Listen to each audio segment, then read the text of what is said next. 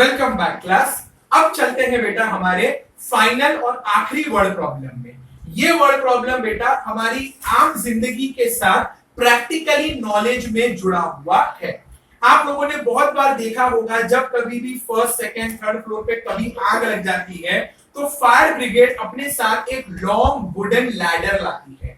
आपने देखा होगा ये चीज। या फिर जब कभी भी कोई पेड़ पर कोई पक्षी अटक जाता है या कोई पंछी लटक जाता है या कोई कारणवश उसकी जान खतरे में है तो फायर ब्रिगेड एक बड़ी सी लकड़े की सीढ़ी लाती है, उसे जमीन से पेड़ पे टिका कर उसमें फायरमैन फायर फाइटर चढ़ के उसे बचा लेता है। कुछ ऐसा ही सम हमें अभी सॉल्व करना है। हमें सिर्फ दो इंफॉर्मेशन दी गई है और वो दो इंफॉर्मेशन बहुत ज्यादा मायने रखती है। They say the top of a ladder of length 15 metre. दो बार ऑफ इस्तेमाल किया है, सुनना ध्यान से। The top of ladder, ladder का मतलब होता है सीढ़ी। अगर आप उस सीढ़ी के टॉप पर आ जाओगे ना तो आप जमीन से 15 मीटर ऊपर आ चुके हो, बिकॉज वो लैडर 15 मीटर लंबा है। 15 मीटर का मतलब बेटा कहीं ना कहीं थर्ड फ्लोर तक चला जाता है। It is a very lengthy, 15 metre बोला है आपको, तो 15 मीटर का एक लैडर है जिसके अगर आप टॉप पे आ गए ना तो वो आप 15 मीटर की हाइट पर हो। इसे एक विंडो पर अरेंज करना है, रखना है। किस तरीके से कि जैसे ही लैडर का टॉप आएगा आप उस विंडो के पास पहुंच जाओगे और विंडो धरती से, that is from the ground 9 metre above है। अब कैसे सॉल्व होगा, इसका फिगर कितना इंपॉर्टेंट है पहले तो आप वो देख लो। सबसे पहले बेटा आप समझ लो कि विंडो कहां पर है। विंडो ग्राउंड से 9 मीटर ऊपर है। तो अगर ये ग्राउंड है तो ग्राउंड से 9 मीटर ऊपर कौन है, window. So first I have to draw a figure and somewhere here I will draw a window, correct. अब बेटा इस विंडो पर मुझे लैडर को अरेंज करना है। 15 मीटर लंबा लैडर है, तो किस तरीके से अरेंज होगा, लैडर को मुझे यहां अरेंज करना पड़ेगा, तभी तो उस पर क्लाइंब करके मैं विंडो तक पहुंच पाऊंगा। अगर यहां रखूंगा तो नीचे रहूंगा, तो कैसे जाऊंगा विंडो तक। सो इट इज अंडरस्टूड ना। तो अब आपको विंडो तक ये लैडर ले जाना है। सो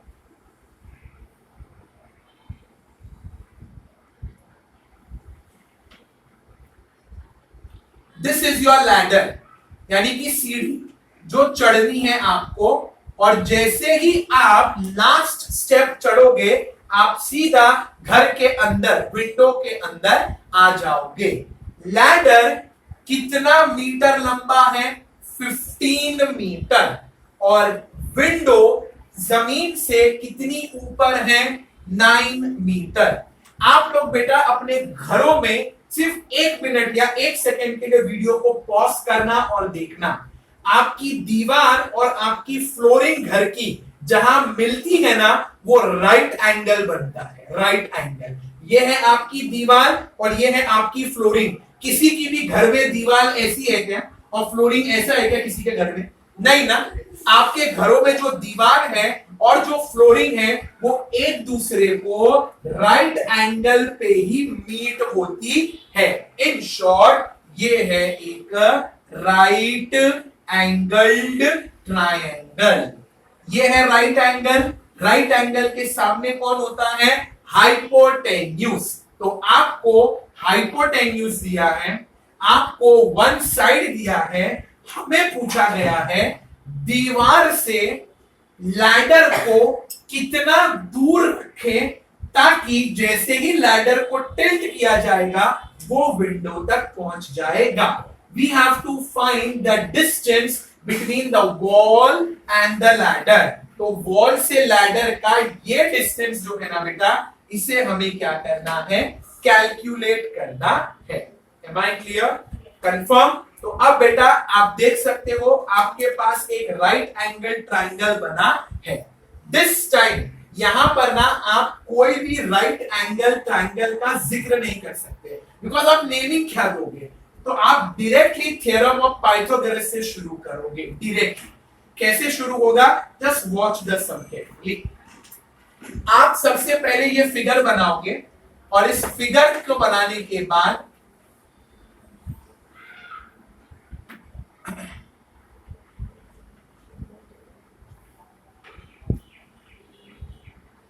इस फिगर को बनाने के बाद इमीडिएटली एक लाइन लीव करके आप लिखोगे by the theorem of Pythagoras hypotenuse square is equals to one side square plus other side square. Sir इस बार हम लोग वो नहीं लिखेंगे इन राइट एंगल्ड ट्राइंगल। बेटा कौन सा ट्राइंगल ऐसा दिखता है, कौन सा ट्राइंगल ऐसा दिखता है जिसको ऐसा सीढ़ी भी होता है खिड़की भी होता है, नहीं ना।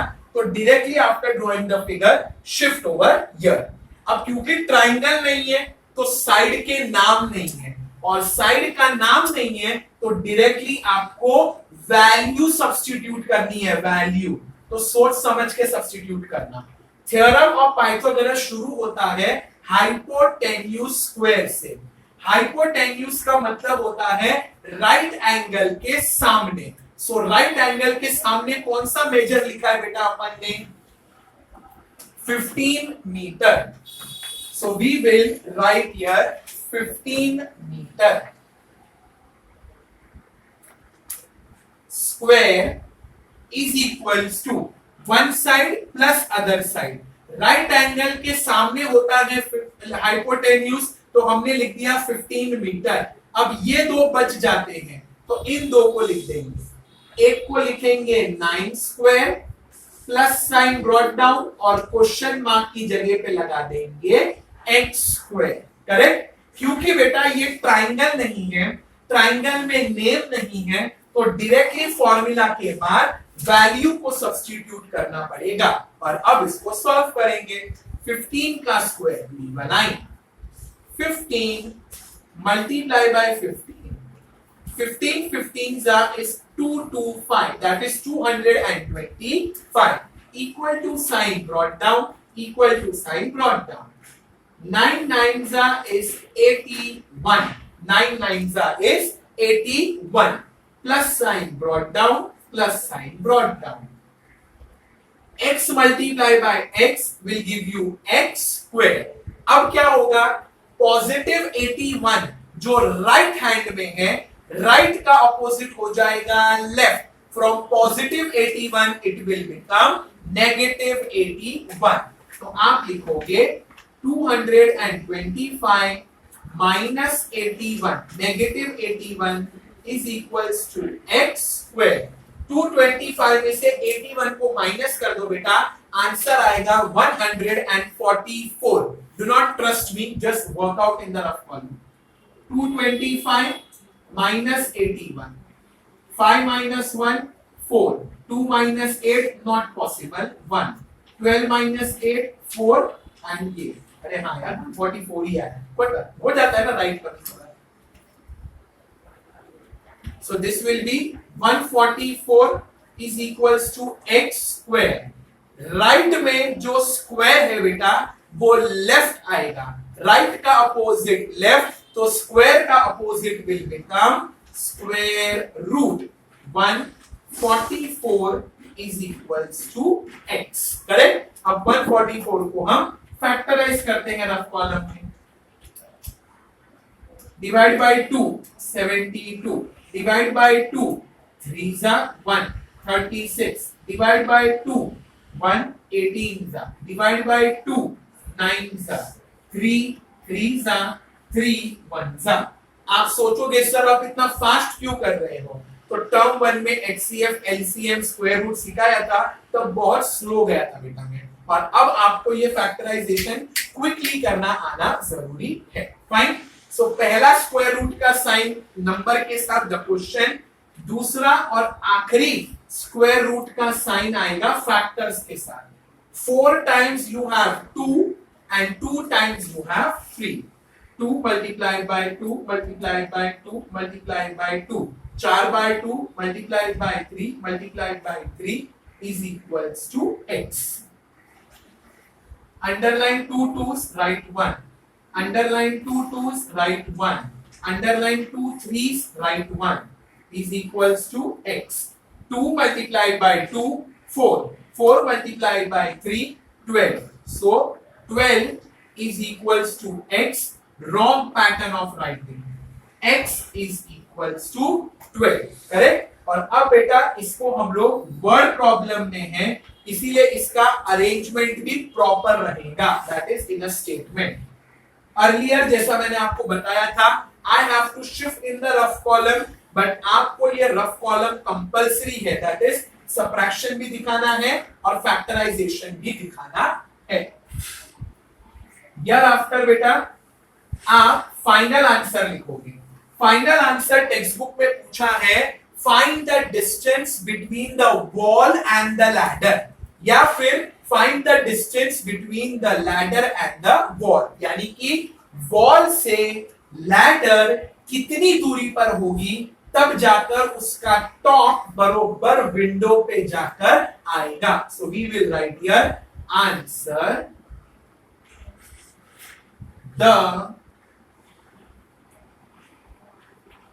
distance between the wall and ladder will be of 12 meters. क्यों मीटर? लैडर की लेंथ है मीटर में, विंडो की हाइट भी है मीटर में, तो विंडो ग्राउंड से दैट इज वॉल से लैडर की दूरी जो है वो भी किसमें होगी? मीटर में. क्लियर? सो बाय दिस बेटा आपका पहला practice set that is practice set number 48 comes to an end. अब इसके आगे है प्रैक्टिस सेट नंबर 49, जिसको मैथमेटिक्स में जाना जाता है पाइथागोरियन ट्रिपलेट्स के नाम से. तो वो क्या है, उसे कैसे सॉल्व करते हैं, वो हम आने वाले वीडियोस में समझेंगे. Till then take care of yourself and thank you.